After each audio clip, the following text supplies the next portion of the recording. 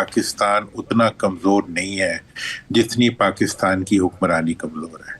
پاکستان آج کا جو دنیا کا نقشہ ہے، جیو پولیٹیکل سچویشن ہے، اس میں پاکستان کی لوکیشن جو ہے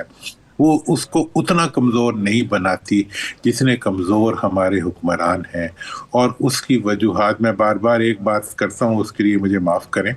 میں یہ بات ان کی ذاتی کمزوریاں ہیں جنہوں نے حقیقت میں آج پاکستان کو کمزور بنا دیا۔ آج آپ دنیا کا بیلنس دیکھیں کہ ہم نے ذرا سی آنکھیں دکھائیں تو انڈیا جو تھا وہ چائنا کے ساتھ پہنچ گیا، اور چائنا کے ساتھ اس نے اپنے دروازے کھولنے کی بات کی۔ ہم نے ذرا سا زور دکھایا تو پوری دنیا کے اندر ہماری جو ایک سپریمیسی ہے وار مشین کی، وہ اسٹیبلش بھی ہوئی اور دنیا نے ہمیں اکنالج بھی کی۔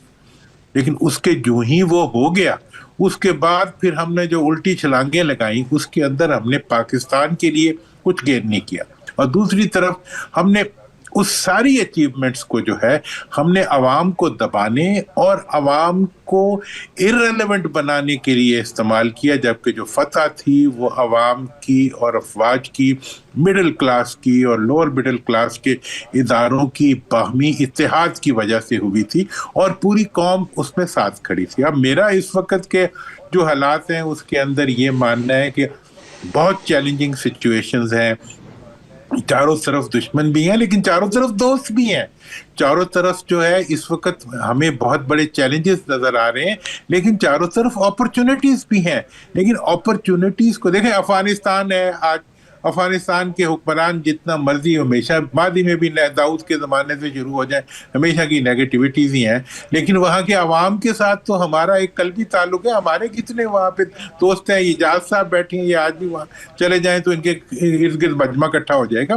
تو یہ ہماری وہ اسٹرینتھس ہیں جو ہم نے وہاں پہ ایک لمبے عرصے کی اپنی پالیسیز کی وجہ سے وہاں پہ اچیو کی ہیں۔ پھر ہم لینڈ لاک کنٹریز کے لیے ایک کنیکٹنگ چینل ہے، ہم اس اپنی اسٹرینتھ کو کس طرح یوز کر سکتے ہیں۔ ہم نے اس وقت وہ کہتے ہیں جی ہم ڈیورنٹ لائن نہیں مانتے، تو ہمارے پاس بھی بہت سے آپشن ہیں ڈیورنٹ لائن کے بارے میں، کہ پھر ہم بھی نہیں مانتے تو پھر واخان تک ہم بھی جاتے ہیں۔ مطلب یہ ہے کہ اس وقت ڈر کے بیٹھ جانا یا اس وقت پیچھے ہٹ جانا یا اس وقت کمزوریوں کو گننے کے بجائے، اس وقت ہمیں اپنی سٹرینتھس کو اور اپنے اعتماد کو اور اپنی عوام کو یونائٹ کر کے ایک سٹینڈ الون نہیں بلکہ سٹینڈ ٹگیدر کی جو ایک سچویشن ہے اس کے اوپر آنا چاہیے۔ لیکن اس کا پہلا تقاضا یہ ہوگا کہ ملک کے اندر یکجہتی کی فضا پیدا کی جائے، اور ملک کے اندر ایک ڈائلاگ کی فضا پیدا کی جائے، ملک کے اندر مفاہمت کی فضا پیدا کی جائے۔